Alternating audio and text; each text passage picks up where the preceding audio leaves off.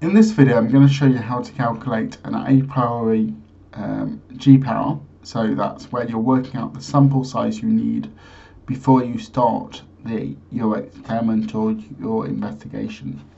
And in this specific example, we're going to look at whether we can use emotional intelligence, which will have kind of two groups, a low emotional intelligence and a high emotional intelligence, presumably done by some sort of medium split. And we're going to see whether it's different on three different dependent variables. Okay. So the first thing to say is if you can't find research which kind of is connected to your design when doing an a priori G-power calculation, what Cohen in 1988 said is that you can just use a medium effect size. So you would just use 0.25 as your effect size. Okay. But I thought we could do a little bit better than that. I thought what we could try and do is we could try and find a paper and then go and show you how you could convert it. So most papers won't report partial error, some won't, but it's more common often if you can find a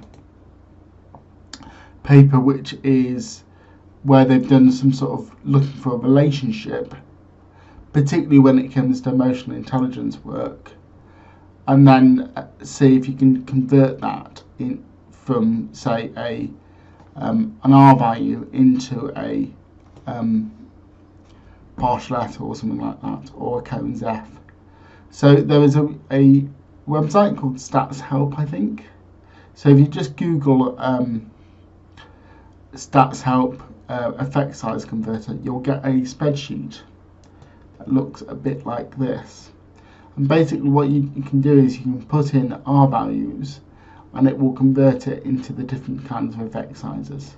You can technically click on any of these to convert it and convert them from that. So let me pick an example. So in this example, I found an example looking at nursing students or nurses and how long they've been practicing and how emotional intelligence and empathy can predict that. And if we come down here, we can see that they've produced a R² value of 0.53.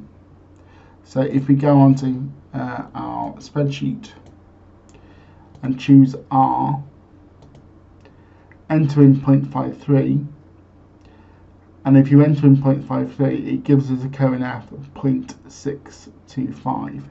Now, one thing you'll often find is when moving from a R to an F value, you'll find that you end up with a very large F value, but that's fine. So in this specific example, let's go and enter in the details. So I'm going to go and load up G-power. Then go on to the F-test, then come down onto here, and because it's a between subjects manoeuvre, we go for repeated measures between factors, and by default it will give you a medium effect size. So if you just want to do that, then that's fine, but if you want to kind of be more precise, you would go and enter in your F value here, which is 0.625. which in this case would be very large, but not to worry. And then we would change that to 0.8 in line with Cohen's guidelines.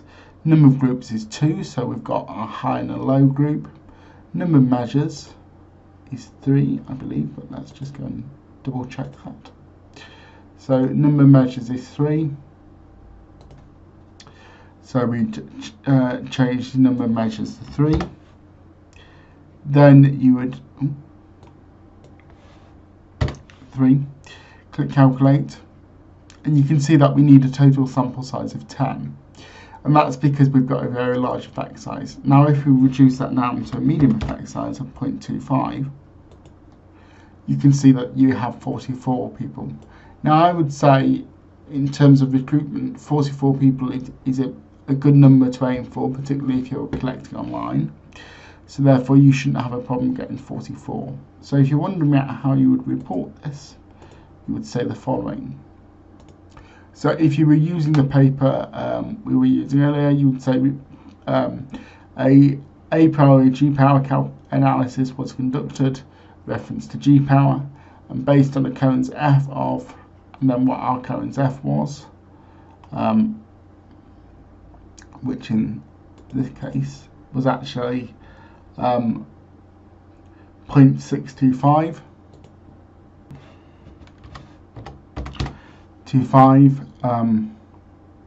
or 0.62 if you're reporting to 2 decimal places, a power of 0.8, and in line with Cohen's 1992 guidelines, it was determined that for a manoeuvre with 2 groups and 3 DVs, you might want to write 2 in words rather than numbers, and 3 DVs, you would need a total sample size of,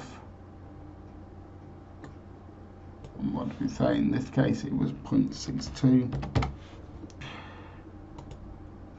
of 10.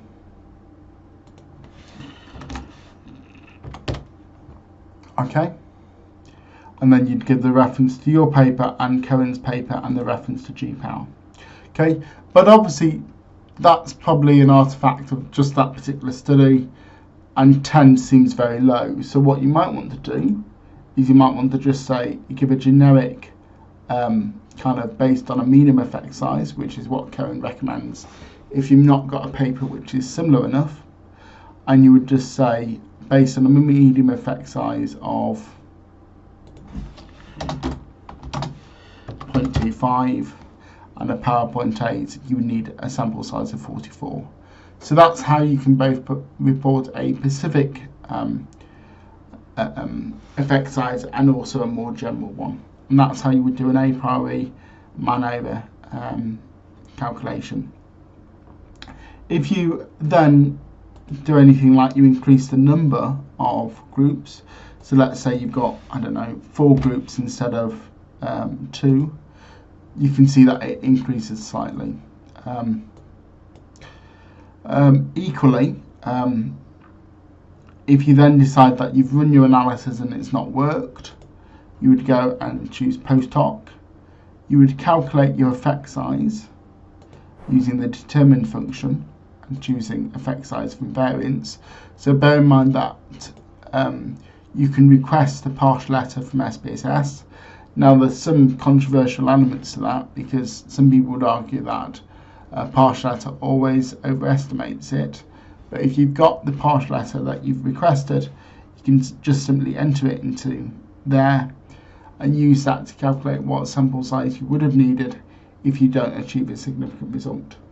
But the kind of take-home message is, if you've not got a paper which is similar enough to yours, just use a medium effect size, and the medium effect sizes are 0.1 is small, 0.25 is medium, so that's the one you would probably use, and then 0.4 is large.